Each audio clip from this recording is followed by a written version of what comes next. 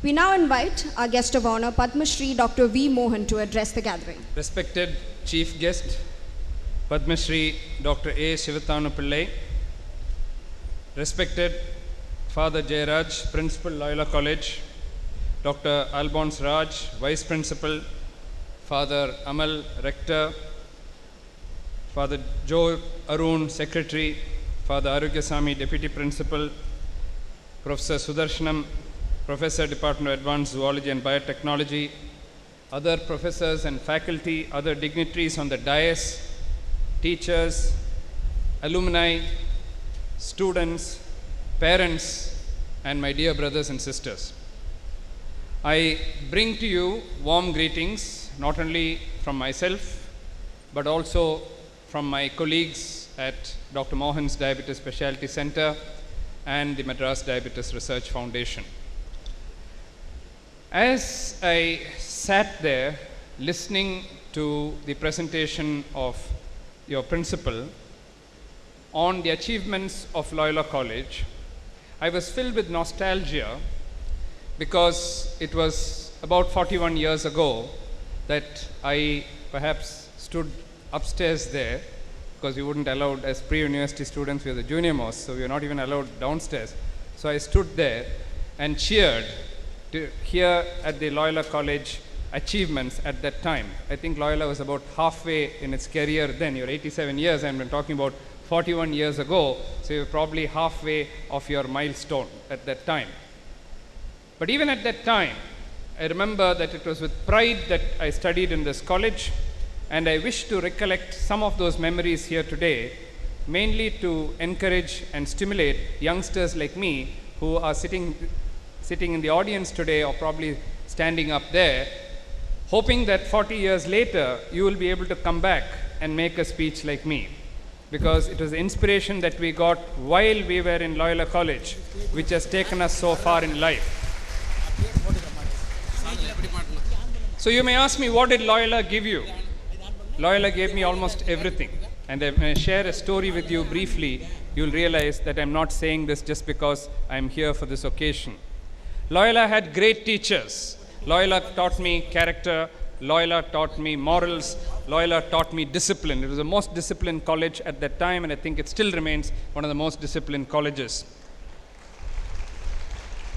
My class of 1970-71, the pre-university class, I, without any hesitation, would say was the best class ever I've had any time in my life, before or after that. And this is again not said just for jest, but it is said from the bottom of my heart, because sitting in that one section of mine, I was in the science section, sitting in that one science section of mine, in that one division, there were 22 state rank holders. I don't think you can expect that in any college at this time. And the reason is because the pre-university was very special at that time. Now, because from school itself people get divided, you're denied the opportunity of getting such good brains in one class.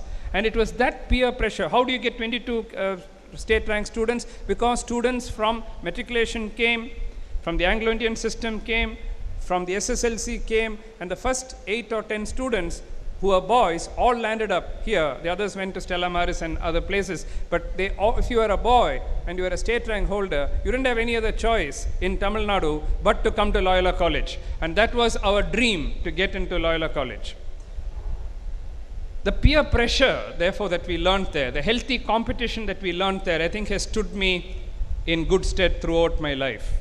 But amongst all my teachers, and many of them, Professor Wilson is still alive, and there are many other teachers of Loyola College to whom I owe my gratitude, debt of gratitude. But one in particular became a very close friend of mine, and if I may dare say so, became my guru. And I refer to none other than Professor V.A. Murthy. Professor Murthy was a gem of a human being, a kind of whom I have not seen in my life. And why do I say that it was Professor Murthy and Loyola College who made me a doctor and made me what I am today? As you know, the pre-university course is called 1 year, but technically it's only about 8 to 9 months. And during that 8 to 9 months, your whole life is made. If you make it there were no private colleges then. There was not a single private medical college in Chennai at that time. So you either made it in the merit or you didn't make it. That's it. I don't think I'd even had the money to pay to go to one of those private colleges today. During that time of pre-university, I developed several illnesses. First was jaundice, which took away a whole month of my postings at Loyola. I just came back for 2 days and then developed chicken pox and was out for another 2 to 3 weeks.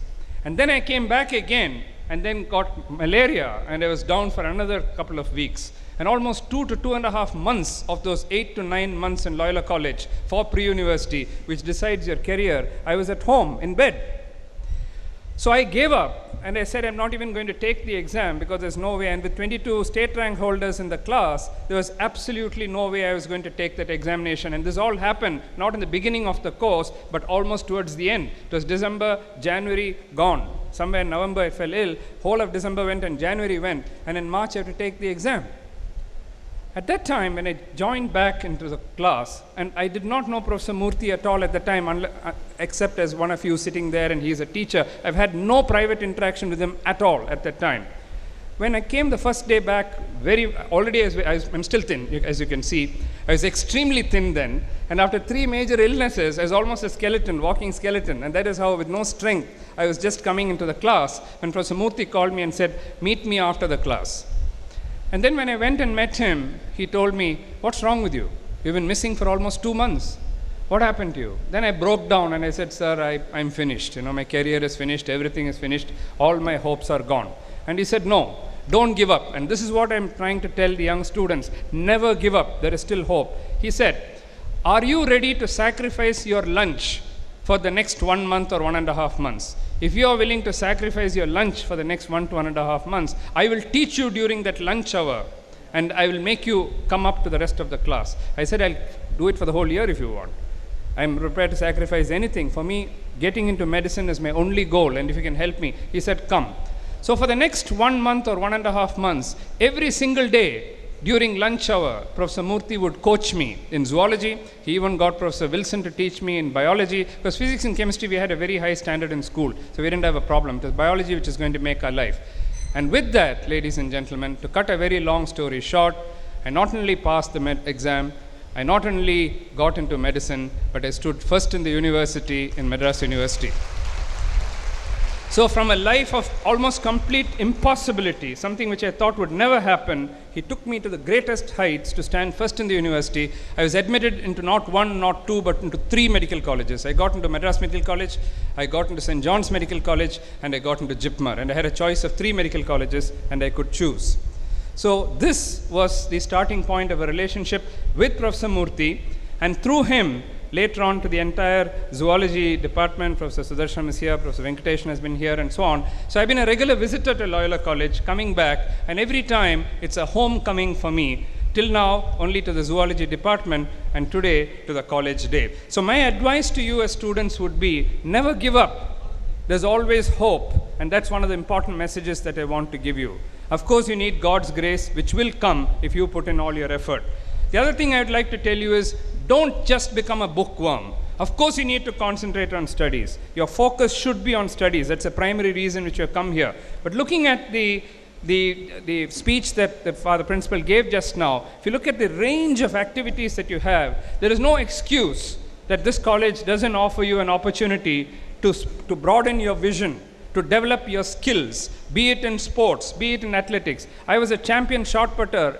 Even in school and even in Loyola College, I was part of your athletic team. I played cricket here, I played tennis here. All that I have done during all these illnesses and so on. So where there is a will, there is a way. One thing I would tell all of you to do, and this is something I find very, very difficult when we interview candidates for various jobs. Today's people find it difficult to give a speech, to stand up and give a talk, to write effectively. With all the courses and all the teaching that's going on, with India becoming superpower and so on, our youngsters are not able to communicate. And if you're not able to communicate, you will not make it in life. Just coming first in the university or getting into a course and so on will not make you a success in life. Some of the most successful people that we had in medical college, who have won a lot of medals, are nothing today in life. after that they just disappeared because they've been just mugging from the book and vomiting it out in the exam, and that's not going to take you very far. It might take you through the examination, but in the examination of life, you need to speak, you need to think, you need to be creative. And when Father mentioned the principles of Jesuit education, I think all of them are here. And therefore, I would say you're extremely lucky to be in an institution like this. Make full use of it. Look up and aim high. Even the sky is not the limit.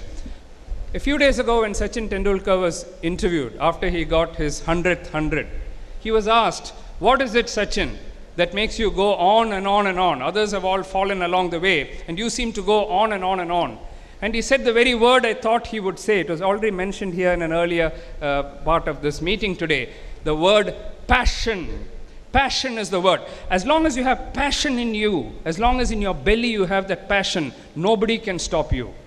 And the sky is the limit. You can keep going higher and higher and higher. In fact, after he got his 100th 100, they asked him, "Now are you going to retire?" And he said, "No, I'm still not ready to retire because my passion is still there. My body tells me I can still do more for this country, and therefore I will continue." So you've got greats like this in this country who have come up from very, very humble beginnings, who have reached the heights. And I'm sure some of you sitting in this audience will also take not only Loyola College, not only yourself, but also to the country to great heights. Of course, you should have faith in God. And all along we've been hearing the essence of religion, essence of faith in God, and so on. And the most important thing, of course, when you do all this is to surrender. And to surrender to the will of God is there in every religion. What is Islam? Islam means I surrender. So that's a great religion which says surrender to the will. Okay, and then in the Bible, in Matthew 6, 9 to 13, and in Luke 11 to 14, when Jesus teaches the principles, the Our Father prayer, imagine what are the words which come in the first. Our Father who art in heaven, hallowed be thy name, thy kingdom come, thy will be done. So straight away we are saying that we are surrendering to your will. And I think every single morning, this prayer which I learned, I have studied in Jesuit institutions all my life. Initially I was in St. Kevin's High School, and then in St. Mary's High School, and then in Loyola College, and only after that I went to Madras Medical College. We were taught to say this prayer when I was in school, and every single day I say the Our Father prayer. And I think it's one of those most powerful prayers which everybody should say, because Jesus himself has personally taught his disciples, say this prayer, and it's there in the Bible, and therefore I think we should all say that. And one of the most important things of that prayer is will, surrendering to the will. At the same time, there is no success without hard work. If you just say, like a Puritan, if you say, well, God is there to take care of everything and I don't have to do anything, you will be a total failure in life. Because only when you work hard, the will of God and his blessings come. And Thomas Alva Edison said it beautifully when he said that genius is 1% inspiration and 99% perspiration. So without that 99% perspiration, you're not going to make it in life. When I was in Loyola College, we had wonderful teachers of English. And I remember the teacher who taught me the Ladder of St. Augustine by Henry Wordsworth Longfellow. And those words which got imprinted in my mind when I studied in Loyola College, I keep telling all my students again and again and again. The heights of great men reached and kept. Reached and kept. You may go there, but you still have to maintain it, like Sachin Tendulkar. So the heights of great men reached and kept were not attained by sudden flight. Because once you reach there, when Dr. Sridhana Pillai is the head of DRDO, people will think that he just landed there. You know, they took him in a plane and just put him on top of his position. If you see his life, you will see how hard he had to struggle. Behind every success, there would have been years of hard work which is put in. So the heights of great men reached and kept were not attained by sudden flight. But they, while their companions slept, toiled upwards in the night. The whole night they were working and working and working. And that's how they got there, and that's how they remained there. And the next sentence, the next para is even more interesting. Standing on what too long we bore. Which at that time it may seem like a big chore for you. Studying now in Loyola College may look like a very difficult thing for you. But if you look back, standing on what too long we bore, with shoulders bent and downcast eyes, we may discern unseen before a path to higher destinies. So all that struggle that you're doing is to look beyond and to look beyond. And that is the second message that I want to tell you today. Don't sweat the small stuff. Too much of our time in life, our life is very, very short. It may look very long for you, but let me tell you that these 40 years have rolled by very fast. It just looks like the other day when I was in Loyola College, and 40 years of my life have gone, and I'm coming back to you again. So time goes very fast. During that limited time that we are here on this earth, let us not spend time on trivialities. Let us not spend time fighting with each other. There is no time for it. Conserve your energy for something bigger.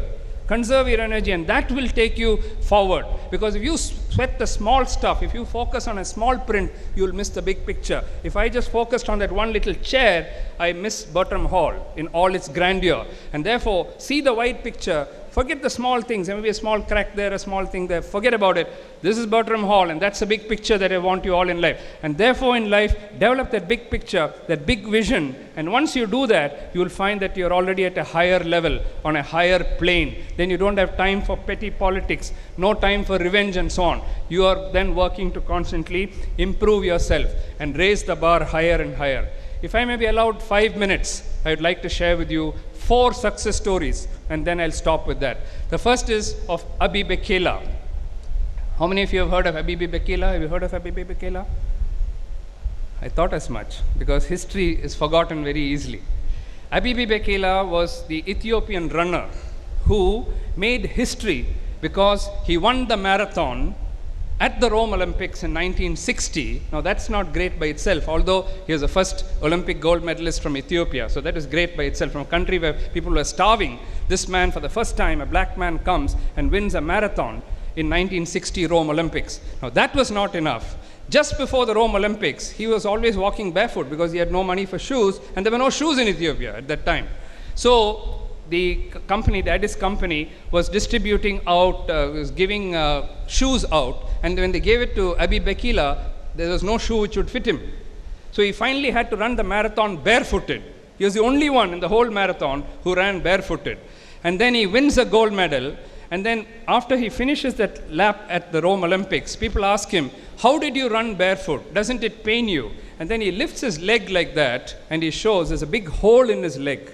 With that hole in his leg, he not only ran the marathon, but he also won the marathon, and he ran it barefooted. Okay?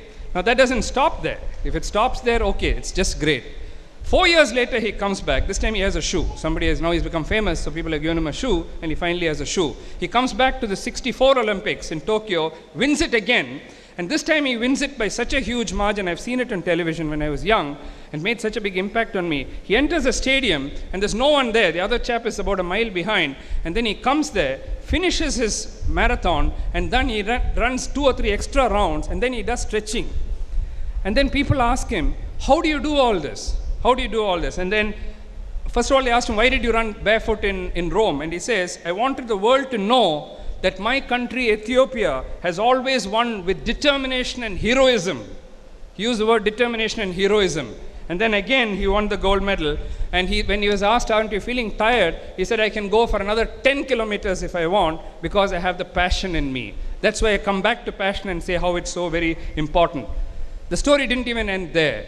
He came back again, and then, of course, in the next Olympic Games, by the time, imagine coming back again and again to run the marathon. In the Olympic Games, very rarely you come back the next time. You're too old by the time. He came back for the next Olympic Games, broke his leg while he was running, and then after that, he was donated, somebody donated him, I think his president donated him a car. He got this car, gets into an accident in the car, and becomes quadriplegic, which means that his hands are gone, his legs are gone, and he's bedridden. He can't even sit in a wheelchair. It took him 2 years after that for the hands to become all right, and the legs were still paraplegic, and for life he was paraplegic. He sat in a wheelchair, and in that wheelchair took part in the archery competition. That's the only thing that he can do after that. He cannot run, and he became a world archery champion. See, these are heights to which an ordinary, unknown Ethiopian person, nobody even knew his name, nobody can even pronounce his name. But that is a human spirit. The second story I want to tell you, much shorter story, is Lance Armstrong. Lance Armstrong, at the age of 25, he wanted to be a world cycling champion, and at the age of 25, he was diagnosed to have testicular cancer. And not just testicular cancer, it had spread to his lungs and it had spread to his brains. People gave him 3 months and said at the end of 3 months, you'll be dead. Lance Armstrong said, nothing doing. I'll undergo all my treatment. So he did all his chemotherapy and so on. And then took up cycling as a major championship. And for 7 years in a row, he won the Tour de France, considered the highest cycling championship in the world. Nobody in the history of humanity has ever won the Tour de France 7 times. And he did it all after his treatment for cancer. The third story I want to tell you is somebody whom I know. The next two are my own people, and therefore they're diabetic patients, and I know them both very well. The third is Gary Hall. Gary Hall's father was an Olympic gold medalist. His uncle was a gold medalist. Everybody in his family is some Olympic medalist. So when Gary Hall came, at the age of 21, he took part in the first Olympic Games, and that time he didn't win the Olympic gold medal. He only won the silver medal.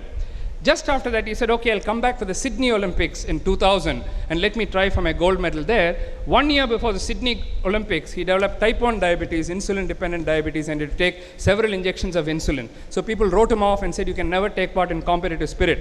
He came back to the Sydney Olympics, and this time won gold medals in everything. Where he had gone silver medals, he won gold medals. And he bagged a total of 4 or 5 gold medals. He came back again at the next Olympic Games 4 years later and won another 2 gold medals there.